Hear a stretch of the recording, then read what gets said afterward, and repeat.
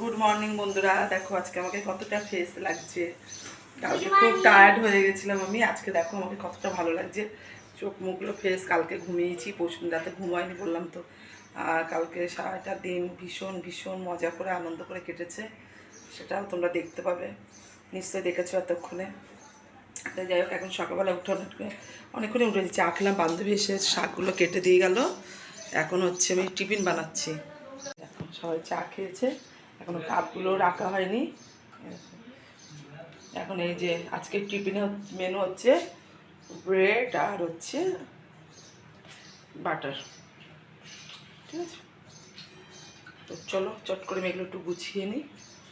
এগুলো গুছিয়ে নিয়ে তারপর আমার বান্ধবীর সময় একটা উপকার করে দিয়ে গেছে। দেখো এই শাকগুলো কালকে এনেছি ওখান থেকে, তোমরা দেখেছো। আর এই যে দু রকমের শাক আমাকে কেটে দিয়ে গেছে, কাজ অনেকটা আগিয়ে গেছে। যাই হোক, এখন আমি টিফিনের ব্যবস্থা করি, তারপরে রান্না বসিয়ে দেবো।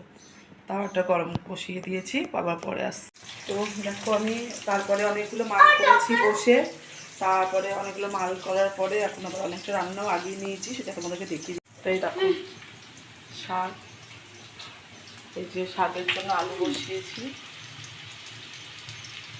আর এই যে বেগুন দেবো, আলু বেগুন দিয়ে শাকটা করবো। আর এরকম ভাত হয়ে গেছে, ভাত উপর দিয়ে দিয়েছি।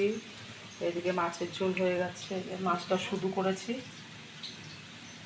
তো মাছের ঝোলের কালারটা কেমন হয়েছে বলবে। আমি আজকে শুকনো লঙ্কা দিয়ে করিনি, আমি আজকে কাঁচা লঙ্কা দিয়েই করেছি, মানে রোজ রোজ শুকনো লঙ্কা খাওয়া ভালো না। যে লাল লাল কাঁচা লঙ্কা ছিল কটা, তাই দিয়ে করেছি। এই যে বেগুন দিয়ে আলু দিয়ে এই শাকটা করবো। আর এই যে একজন আম খাচ্ছে, এরপর সামনে যাবে, আম খেয়ে সামনে চলে যাও। একটা কথা বলবো তোমাদের? বলো। বলছি তাহলে। আমি এখানে একটা আম ছিল, আমি এখানে এসেছি, আমার মা, আমি বলছি মা এই আমগুলো ভালো, মানে এগুলো কি পাকা, খেতে পারবো? মা বলছে এগুলো কাঁচা। আমি দেখছি, আমি বলছি নরম নরম লাগছে, একটু খেয়ে দেখি তো। ফুলেই দেখছি এরকম মিষ্টি মিষ্টি আম। তো খেয়ে নাও, যাও যাও যাও যাও খেয়ে নাও। আর এই শাকটা করা বাকি আছে এখনো। এই যে এই শাকটা করবো, সকালে বান্ধবী শাক কেটে আমাকে দিয়ে গেছে। এই যে, আর ওইদিকে দেখো কত মাল করে নিয়েছি, আগেরগুলো হয়ে গেছে, আবার এগুলো করেছি, শুধু সুতো বাঁধবো, হয়ে যাবে। সুতো বাঁধাটাই বাকি। দেখো এতগুলো মাল করলাম, 12টার সময় রান্নাঘরে এলাম, বুঝেছো। শুধু সুতো বাঁধলে তাহলে বিকালবেলা মালটা দিয়ে আসতে পারবে। সব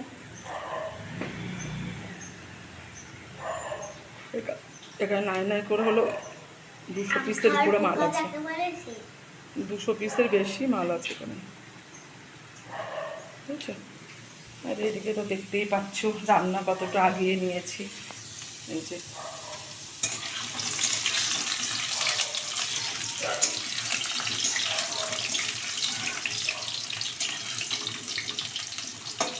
আলুটাও ভাজা ভাজা হয়ে গেছে, বেগুন দিয়ে দেবো।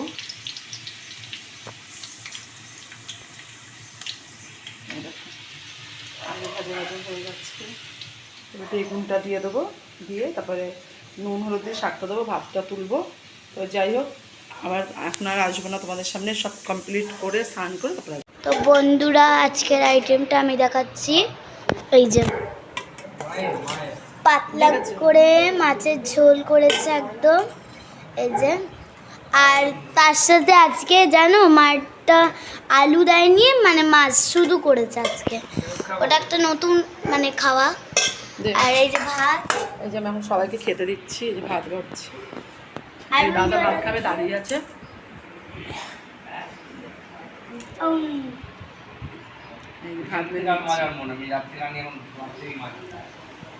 তো বন্ধুরা, সেই দুপুরের পর থেকে তোমাদের সামনে আমি আর আসতে পারিনি, আমার অনেকগুলো কাজ ছিল বাইরে, সেই কাজগুলো মিটিয়ে এসেছি, মেয়েকে পড়াতে নিয়ে গেছিলাম, পড়িয়েও নিয়ে এসেছি। তা যাই হোক, নিয়ে এসে এখন আমি মানে কী বলবো, অনেকগুলো কাজও করে ফেলেছি, আরও কিছু কাজ বাকি আছে, সেগুলো করবো। ভাত করলাম এসে, আর 3টে রুটি শ্বশুরমশাইয়ের জন্য কিনে নিয়ে এসেছি, বেগুন ভাজা করেছি, ডিম পোচ করছি, আমাদের খাওয়া হয়ে যাবে। ছেলে তো ডিম খাবে না, ছেলের মাছ আছে। আর এই যে 2টো ডিম, এখানে আমি, শাশুড়ি মা আর মেয়ে, শ্বশুরমশাই বেগুন ভাজাতে রুটি খাবে। এই যে। তো যাই হোক, আর আলু সিদ্ধ দিয়েছি, বেগুন ভাজা করেছি, ওতেই আমাদের খাওয়া হয়ে যাবে। না তো ডিম নিবি না, এগুলো তোর ডিম না আমার। দাঁড়া, এই দেখো লঙ্কা ভেজে নিয়েছি,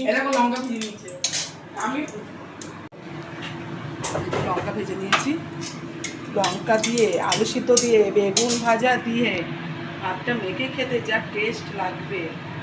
তো চলো সব। আরে একজন এখানে এসে, গোপাল কি রে কি করছিস, এখন নামো খেতে আসো। এই যে আমাদের গপু বসে আছে, আর একজন খেলছে। চলো খেতে চলো। এই যে আমাদের গপু সোনা ঘুমাতে পারছে না, এই যে চালাতে না। আর এই দিদিমণি, এই যে দিদিমণি, আপনাদের যদি কারো লাগে টিউশনের দিদিমণি লাগে তো আমার বাড়ি থেকে নিয়ে যাবেন। এই যে বড় দিদিমণি, এই ম্যাডাম একটু মুখটা দেখাবেন আপনার। দেখেছেন সস্তার দিদিমণি, ছাত্র, বিশাল ব্যাপার। বাবা আমার মেয়ে যা মাসে ইনকাম করবে, আমার আর কিচ্ছু করতে হবে না, আমার বাবার কাজ করতে হবে না, কারো কাজ করতে হবে না। ম্যাডাম খেতে আসুন। গোপালকে খাওয়াবি না তো? গপুকে, ও গপু খেয়েছ? গপু ঘুমাবে। চলো তো বন্ধুরা, খাওয়া দাওয়া হয়ে গেছে আমাদের অনেকক্ষণ আগেই। এখন আমরা শোবো, বিছনাও হয়ে গেছে, আমাদের গপু বাবুও শুয়ে পড়েছে এসির ভিতরে। আজকে যদিও বা অত ঠান্ডা নেই, ঠান্ডা হচ্ছে সরি, আজকে অত গরম নেই যদিও বা, তবুও হালকা একটু এসি চালিয়েছি, অভ্যাস হয়ে গেছে তো, না চালালে যেন কেমন লাগে, ভালো লাগে না। তাই যাই হোক চালিয়ে দিয়েছি। আমাদের গপু বাবু শুয়ে পড়েছে, আমার মেয়ে শুয়ে পড়েছে, এখন আমি শোয়ার বাকি। দাদা এখনও আসেনি, দাদার আজকে একটু ফিরতে রাত হবে। তো দেখো গপু বাবুকে শুইয়েছে কি সুন্দর। গপু বাবু খাট টাট ছেড়ে, দেখো খাট ফাট ছেড়ে গপু বাবু এসির জ্বালা এখানে এসে শুয়েছে, কোল বালিশের উপরে পা দিয়ে জুত করে শুয়েছে।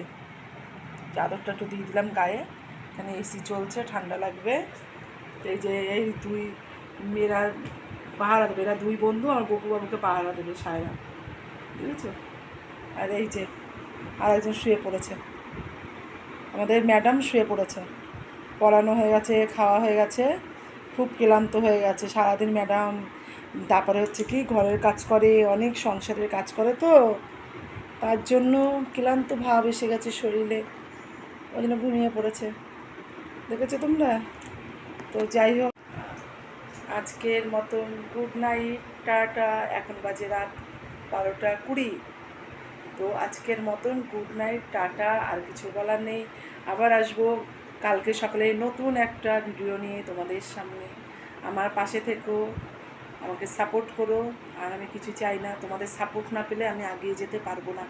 আমি আমার চেষ্টা চালিয়ে যাচ্ছি, তোমরা যদি আমাকে সাপোর্ট করো তাহলে আমি এগিয়ে যেতে পারবো। তোমরা যদি সাপোর্ট না করো তাহলে আমার তো একার পক্ষে সম্ভব না এগিয়ে যাওয়া। তো যাক, আমি আশা করব আমার MA ফ্যামিলির বন্ধুরা সবাই আমাকে সাপোর্ট করবে, ঠিক আছে? তো আজকের মতন গুড নাইট, টাটা।